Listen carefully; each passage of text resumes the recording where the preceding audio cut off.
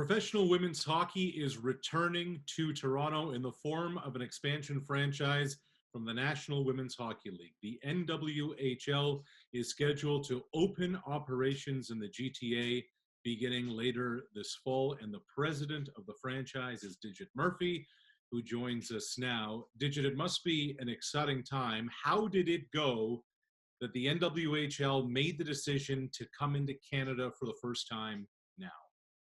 Well, I guess the question is, how can you not come? I mean, besides for the COVID and, the pandemic happening in the world, this is hopefully some good news. But, how can we not have the greatest hockey city in the world and the greatest hockey country in the world not have a professional women's franchise? I mean, that's really, why not? We need it. It's been gone for a year. The CWHL's kind of, I don't want to say demise, but shutting it down. We need it back. So why not? Let's do it, baby.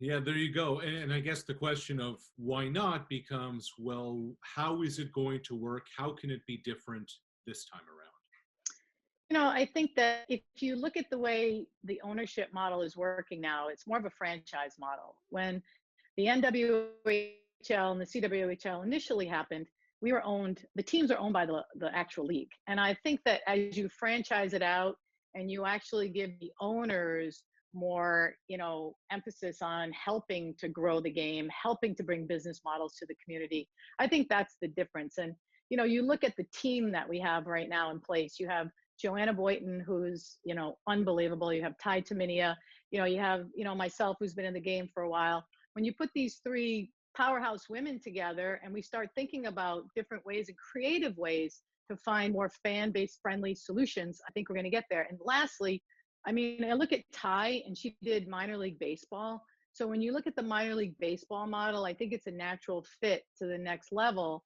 of creativity that you bring to the communities of Toronto. And I'll tell you, I love Toronto and I love Canada, and been there a while. So I'm really pumped to be here. Be back, be president. Now, you mentioned the minor league baseball model. So much of that is tied into the actual ballpark, the actual venue in which games are played to make it appealing.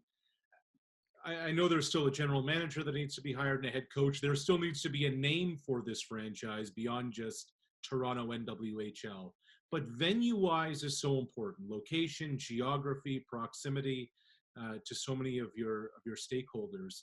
Where have you guys explored in terms of making a home base, so to speak, or a home arena? I think there's a bunch of options in Toronto. I don't want to go out there and say exactly where we're looking right now because there are so many other decisions to make.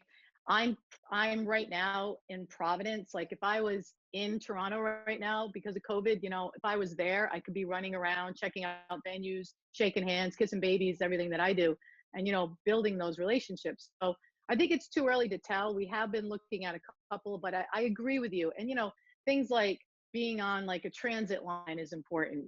Things like being in communities that embrace women's hockey, but also like doing some outreach games, I think is going to be crucial to understanding what our fan base is. So things like just getting creative, like thinking outside of the box, like maybe having 2 or 3 outreach games like the CWHL used to do, and really embrace those younger girls, like the Cambridge, youth hockey organizations, or the Whitby Wolves, or the North York Arrows, like really be part of the fabric of the community, have a couple of sellouts, bring the fans back. Those are some of the creative solutions we're thinking about right now, but we're not exactly sure where we're going to be playing right now. Because if I told you, I'd have to kill you. Just kidding. We already have a virus out there that may be doing that. I know. You mentioned ownership. I've worked for a couple of different teams in other leagues, and one thing that's very evident is that good ownership wins. What kind of commitment have you been given by ownership to make this thing work long term? So, I know that they have at least a 3 to 5 year strategy to build toward a sustainable model. So I've seen budgets, I've seen projections, and I think no offense to anyone else that has worked with the CW or the NW and, all the women's sports professional leagues that I've been involved with, these owners are very vested in in the mission of women owning the sport. And that I haven't seen. And women in general being the actual funders of the sport.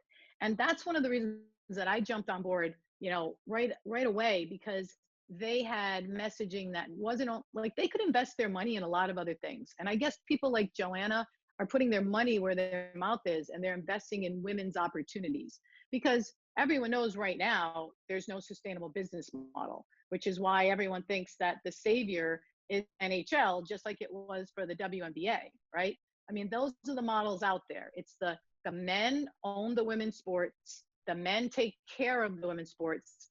And what I loved about what they proposed to me was women owning the space and then investing in the space. And that's why I love this model, because I'll tell you, I've been involved in sports since 1972, and I haven't seen it yet. We grew the NCAA back when I was at Brown. I pivoted in 2015 and we grew professional lacrosse, but I have not seen business models like these people have put together. And that's really what drew me into it, because I didn't want to get into another situation where it was just going to be another failed proposition. Yeah, the sustainable business model obviously is so critical, but ultimately in any league, especially a smaller league, it has to be star driven. And so many of the best players in the world have been part of this boycott, and the 2022 Olympics are on the horizon that are coming sooner than later. Are you getting any sort of indication that some of these top players in Canada and the US may be coming around and maybe committed to the NWHL or not? I think it's a little too soon to tell. I'm not I'm not getting phone calls from, Hillary Knight or Spooner or anyone like that. But, there are players that have been inquiring from the PW side. And look, there's enough room for 2 hockey programs to exist in the biggest hockey city in the world, right? I mean, there's 41,000 registered women hockey players. So, I would say, yes, it needs to be star driven, but I think it really has to be role model and leader driven. You look at someone like Ashaya Darkangelo that's played with Team USA. You look at, Greco. You look at Barbara. You look at Elaine Chuli, who's played in China with us. You look at Taylor Woods. These are high profile women players. Just because they don't wear the Team USA or Team Canada jersey doesn't mean they can't be leaders, heroes, and role models to our little boys and girls out there, because these kids are good. I mean, there's not enough players to be on the Olympic teams. So we need to accentuate that kind of talent. And we're going to put together a good hockey product. You just watch.